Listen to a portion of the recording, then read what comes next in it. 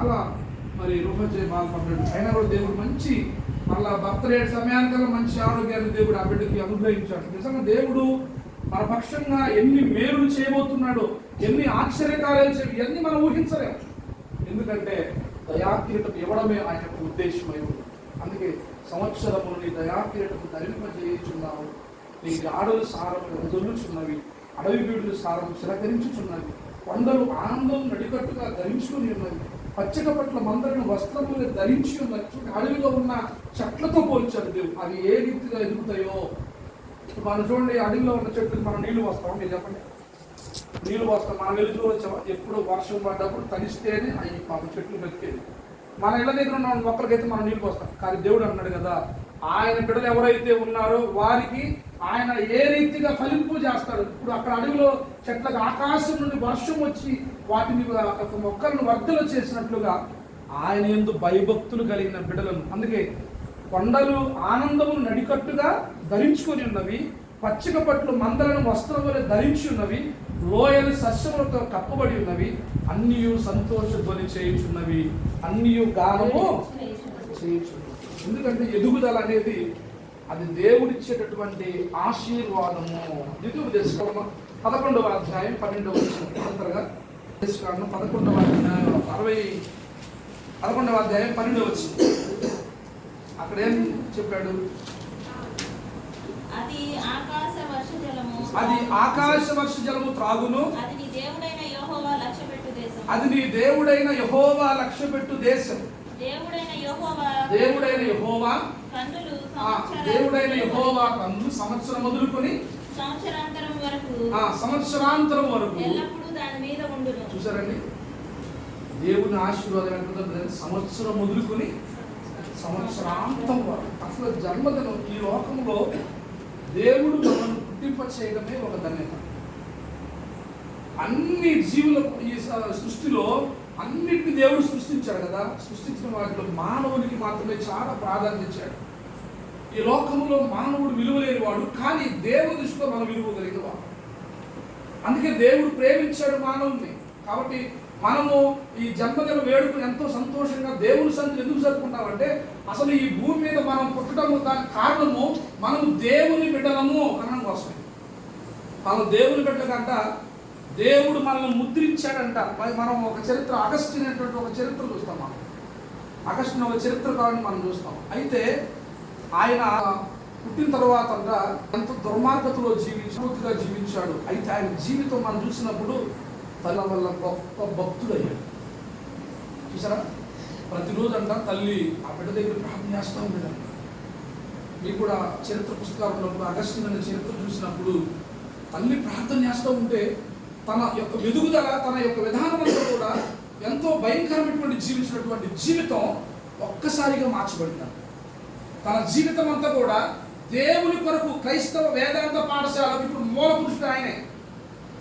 ఇప్పుడు ఇంతమంది బైబిల్ గ్రంథంలో ఉన్నటువంటి ఈ యొక్క విద్యను అభ్యసింపజేస్తారంటే దీని అంతటికి సమస్తానికి కారణం ఏమంటే అగస్టిన్. ఆయన ద్వారానే ఈ విద్య అనేది మనకి వచ్చేసింది. కారణం ఎవరి ప్రార్థన చెప్పాలి? తల్లి ప్రార్థన చేయడం ద్వారా. అమ్మ ఎందరికీ తెలుసు, మళ్ళా సూసన్ వెస్లీ అనేటటువంటి ఆయన, ఆమె లేడీ సూసన్ వెస్లీ 18 బిడ్డలను ప్రతి రాత్రి కూడా అంట ఆ బిడ్డల పడకల మీద దగ్గరే మోకరించి ప్రార్థన చేస్తే వారిలో 2 ఘనమైన సేవకులు పుట్టారు అయ్యారు. అందులో 18 పిల్లల్ని ఆమె తన బిడ్డలతో పాటు ఇంకా కొంతమంది బిడ్డలను కలిపి పెంచితే ఆ 18 బిడ్డల్లో 2 బిడ్డలు గొప్ప సేవకులు అయ్యారు. అంటే మన బిడ్డలకి ఎందుకు మనం ప్రార్థన నేర్పించాలంటే వారి భవిష్యత్తును మనం చక్కదిద్దాలంటే ప్రార్థనలో మనము పెంచాలి. ప్రార్థన ద్వారా తప్ప ఈ లోకములో నువ్వు ఎంత బైబిల్ నేర్పినా కూడా అసలు ఆ జ్ఞానం రాదు. బైబిల్ గ్రంథం జ్ఞానం వేరు. అసలు మన పుస్తకాలు చదివే పుస్తక జ్ఞానం వేరు, పరిశుద్ధ గ్రంథంలో ఉన్న పరిశుద్ధ జ్ఞానం వేరు. ఈ లోకంలో రకరకాల జ్ఞానాలు ఉన్నాయి, కానీ దేవుని జ్ఞానం అవ్వాలంటే మనము బాల్య జనములోనే. అందుకే బైబిల్లో ఒక మాట ఉంది, బాలుడు నడవలసిన త్రోవను వాడికి నేర్పుము, వాడు పెద్దవాడైనను దాని నుండి తొలగిపోడు. చూడండి, ఒకరోజు మొక్కపాడు సంఘంలో రూఫాజాయ్ అసలు వాక్యం అట్లా చదివి అప్పచెప్పేసాడు. అందరు పిల్లలందరూ ముందు అనుకున్నారు భయపడతాడేమో, చదవలేడు, ఒక్క మాట కూడా తప్పు చెప్పకుండా ఒక ఒక కొన్ని వచనాలు టకటక చెప్పేసేసాడు. అంటే దేవుని యొక్క కృప ఎలా ఉంటుందంటే, మనం చిన్నప్పటి నుంచి కూడా బిడ్డలు మనం దేవుళ్ళు పెంచుకున్నప్పుడు, ప్రార్థన ద్వారా పెంచినప్పుడు ఆశీర్వాదాలు వస్తాయి. ఇంకొక వ్యక్తి ఉన్నాడు చివరిగా, మరి చార్లెస్ వెస్లీ అనేటటువంటి ఆయన అమెరికా దేశాన్ని కదిలించాడు ప్రార్థనలు. కారణం ఏంటంటే తల్లిదండ్రుల ప్రార్థన వలన. అమెరికా దేశం అంటే కదిలించబడిన ప్రార్థనతో. కారణం ఏంటంటే తల్లిదండ్రుల ప్రార్థన వల్ల ఈ జాన్ వెస్లీ తల్లిదండ్రులు గారు ఎంతగానో ప్రార్థన చేస్తే వీళ్ళు ఇంగ్లాండ్ దేశం వెళ్ళారంటే తల్లిదండ్రుల ప్రార్థన వల్ల. ఇంగ్లాండ్ దేశం వెళ్ళి ఆ దేశంలో ఉన్నటువంటి వారందరూ కూడా ఉజ్జీవింపజేశారు, వాక్యం ఎదిగేటట్లు చేశారు. కారణం ఏంటంటే దేవుడు వారికి ఇచ్చినటువంటి కృప, వారు పెరిగినటువంటి విధానం. ఒక మాట చదువు, హోషేయ గ్రంథం 14వ అధ్యాయం 5వ వచనం. ఒక్కసారి హోషేయ గ్రంథము 14వ అధ్యాయము 5వ వచనాన్ని ఒకసారి మనం చూసినప్పుడు చివరిగా, చెట్టునకు మంచు ఉన్నట్లు నేను అతని కుందును, తామర పుష్పము పెరుగునట్లు అతడు అభివృద్ధి నందును, లెబానోను పర్వతము దాని వేళ్ళు వారు తమ వేళ్ళు. చూడండి దేవుని ఆశీర్వాదం ఎలా ఉంటుందంటే, చెట్టునకు మంచు ఉన్నట్టు నేను అతని కుందును, తామర పుష్పం పెరుగునట్లు అతడు అభివృద్ధి నందును. గమనించండి ప్రియ దేవుని బిడ్డలారా, మనం కూడా తామర పుష్పాన్ని చూస్తాం. ఈ రోజు చూస్తే మామూలుగా చిన్నగానే ఉంటుందండి, రేపు ఉదయం పెద్దకు అయిపోతుంది.